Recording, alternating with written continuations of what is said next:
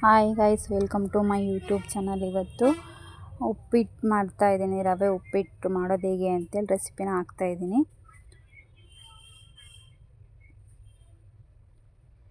ಒಂದು ಬಾಣಲೆಯಲ್ಲಿ ಎಣ್ಣೆ ಹಾಕ್ಕೊಂಡು ಸ್ವಲ್ಪ ರವೆನ ಚೆನ್ನಾಗಿ ಹುರ್ಕೋಬೇಕು. ಚೆನ್ನಾಗಿ ಹುರ್ಕೊಂಡು ಅದನ್ನು ಎಲ್ಲ ಇದು ಮಾಡಿಕೊಂಡು ನಾವು ತರಕಾರಿ ಹೆಚ್ಚಿಟ್ಕೊಂಡಿರ್ತೀವಲ್ಲ ಎಲ್ಲದನ್ನು ಅದನ್ನು ಫುಲ್ಲು ಅಷ್ಟು ಇದು ಮಾಡಿಕೊಂಡು ಅದು ಚೆನ್ನಾಗಿರುತ್ತೆ. ಉಪ್ಪಿಟ್ಟು ಯಾರೆಲ್ಲ ತಿನ್ನೋಕ್ಕೆ ಇಷ್ಟಪಡಲ್ಲ ಅವರೆಲ್ಲ ತರಕಾರಿ ಹಾಕಿ ಉಪ್ಪಿಟ್ಟು ಮಾಡೋದ್ರಿಂದ ತುಂಬ ಟೇಸ್ಟಿಯಾಗಿರುತ್ತೆ, ಚೆನ್ನಾಗಿರುತ್ತೆ. ಅವರು ಕೂಡ ಯಾರು ತಿನ್ನಲ್ಲ ಅನ್ನೋರು ಕೂಡ ತಿಂತಾರೆ. ನೀವು ಕಾಯಿ ಕೊಬ್ಬರಿ ತುರಿದಿಟ್ಕೊಂಡಿರೋದು ಕೂಡ ನೀವು ಹಾಕ್ಕೋಬೋದು, ಇನ್ನೂ ಚೆನ್ನಾಗಿರುತ್ತೆ. ನಾನಿಲ್ಲಿ ಕಾಯಿನ ಹಾಕಿಲ್ಲ. ನಾನಿಲ್ಲಿ 3 ಐಟಮ್ಸ್ನ ಆ್ಯಡ್ ಮಾಡಿಲ್ಲ, ನೀವು ಆ್ಯಡ್ ಮಾಡ್ಕೊಳ್ಳಿ. ಕರಿಬೇವು ಸೊಪ್ಪು ಮತ್ತು ಕೊತ್ತಂಬರಿ ಸೊಪ್ಪು ಮತ್ತು ಕೊಬ್ಬರಿ ತುರಿದಿಟ್ಕೊಂಡಿರೋದನ್ನು ಕೂಡ ನೀವು ಆ್ಯಡ್ ಮಾಡ್ಕೋಬೋದು, ಅದು ಇನ್ನೂ ಚೆನ್ನಾಗಿರುತ್ತೆ. ಈ ಥರ ರವೆನ ಕ್ಲೀನಾಗಿ ಹುರ್ಕೋಬೇಕು.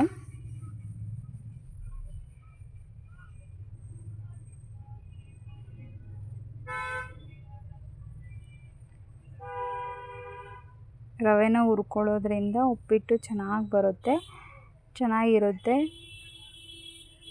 ಇವಾಗ ನಾನು ಒಗ್ಗರಣೆ ಹಾಕ್ಕೊಳ್ತಾ ಇದ್ದೀನಿ. ಒಂದು ಪಾತ್ರೆಗೆ ನಮಗೆ ಎಷ್ಟು ಬೇಕೋ ಅಷ್ಟನ್ನು ಮಾತ್ರ ಎಣ್ಣೆ ಹಾಕ್ಕೊಳ್ಳಿ. ಸಾಸಿವೆ ಮತ್ತು ಜೀರಿಗೆನ ಹಾಕ್ಕೊಳ್ರಿ.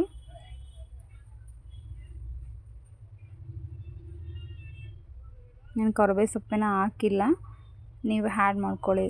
ಕರಿಬೇವು ಸೊಪ್ಪು ಮತ್ತು ಕೊತ್ತಂಬರಿ ಸೊಪ್ಪು ಆ್ಯಡ್ ಮಾಡ್ಕೊಳ್ಳಿ.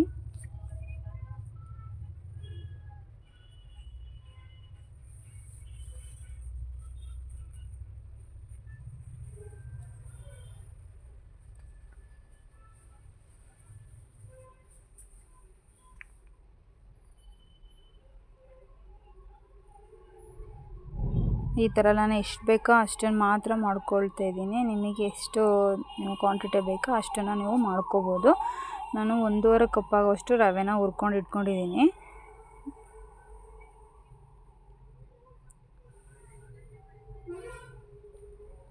ಇವಾಗ ಟೊಮೊಟೊ ಹಾಕ್ತಾಯಿದ್ದೀನಿ. ತುಂಬ ಚೆನ್ನಾಗಿರುತ್ತೆ, ಮನೆಯಲ್ಲೇ ಮಾಡ್ಬೋದು. ಬೇಗ ಏನು ಮಾಡೋದು, ಉಪ್ಪಿಟ್ಟು ತಿನ್ನಲ್ಲ ಅಂತ ಅನ್ನೋರಿಗೆ ಈ ಥರ ಮಾಡಿದರೆ ತುಂಬ ಚೆನ್ನಾಗಿರುತ್ತೆ. ಮನೆಯಲ್ಲಿ ಆರಾಮಾಗಿ ಎಲ್ಲರೂ ಕೂಡ ತಿನ್ಬೋದು, ಚೆನ್ನಾಗಿರುತ್ತೆ. ಈ ಥರ ಎಲ್ಲನೂ ಹಾಕ್ಕೊಂಡು ನಾನು ಹೆಚ್ಚಿಟ್ಕೊತಿರೋವಷ್ಟು ತರಕಾರಿನ ಇಲ್ಲಿ ಆ್ಯಡ್ ಮಾಡ್ತಾಯಿದ್ದೀನಿ. ಬೀನ್ಸು, ಆಲೂಗೆಡ್ಡೆ, ಕ್ಯಾರೆಟ್, ಬಟಾಣಿ ಇದ್ದರೂ ಕೂಡ ನೆನೆಸಿಟ್ಟಿರ್ಕೊಳ್ಳೋ ಬಟಾಣಿ ಕೂಡ ನೀವು ಆ್ಯಡ್ ಮಾಡ್ಕೋಬೋದು. ಅದನ್ನು ಹಾಕಿದರೂ ಇನ್ನೂ ಚೆನ್ನಾಗಿರುತ್ತೆ, ಭಾಳ ಚೆನ್ನಾಗಿರುತ್ತೆ. ಟೇಸ್ಟಿಯಾಗೂ ತುಂಬ ತಿನ್ನೋಕ್ಕೂ ಕೂಡ ಭಾಳ ಚೆನ್ನಾಗಿರುತ್ತೆ. ಈ ಥರ ಎಲ್ಲ ಆ್ಯಡ್ ಮಾಡಿಕೊಂಡು ನಿಮಗೆ ಎಷ್ಟು ಕ್ವಾಂಟಿಟಿಗೆ ಬೇಕೋ ಅಷ್ಟು ಕ್ವಾಂಟಿಟಿನ ನೀವು ನೀರನ್ನು ಹಾಕ್ಕೋಬೋದು. ಇಲ್ಲಿ ನನಗೆ ಎಷ್ಟು ಬೇಕೋ ಅಷ್ಟನ್ನು ಮಾತ್ರ ನಾನು ಆ್ಯಡ್ ಮಾಡ್ಕೊಂಡಿದ್ದೀನಿ ನೀರನ್ನ. ಈ ಥರ ಎಲ್ಲ ಒಂದು 5 ನಿಮಿಷ ಸ್ವಲ್ಪ ಎಣ್ಣೆಲೆಲ್ಲ ಸ್ವಲ್ಪ ಡ್ರೈ ಮಾಡ್ಕೊಳ್ಳಿ. 5ರಿಂದ 10 ನಿಮಿಷಗಳ ಕಾಲ ಇದನ್ನು ಸ್ವಲ್ಪ ತರಕಾರಿ ಒಂದು ಸ್ವಲ್ಪ ಎಲ್ಲ ಬೇಯೋವರೆಗೂ ಒಂದು 5-10 ನಿಮಿಷ ಸ್ವಲ್ಪ ಕುದಿಸ್ಕೊಳ್ಳಿ.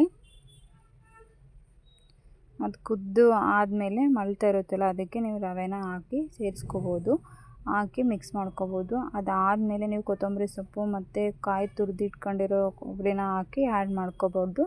ಹಾಕಿ ಇಳಿಸ್ಕೊಂಡ್ರೆ ಉಪ್ಪಿಟ್ಟು ಚೆನ್ನಾಗಿರುತ್ತೆ, ಟೇಸ್ಟಿಯಾಗಿರುತ್ತೆ. ಬಿಸಿ ಬಿಸಿ ಉಪ್ಪಿಟ್ಟನ್ನ ನೀವು ಸವಿಬೋದು.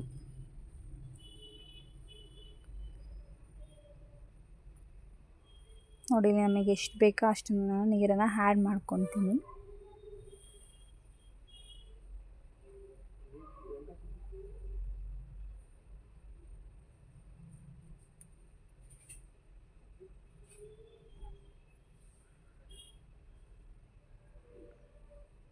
ಮಕ್ಕಳೆಲ್ಲ ಉಪ್ಪಿಟ್ಟು ತಿನ್ನಲ್ಲ ಅಂತಿರ್ತಾರೆ, ಅವರಿಗೆಲ್ಲ ಈ ಥರ ಮಾಡಿಕೊಡಿ, ಚೆನ್ನಾಗಿರುತ್ತೆ.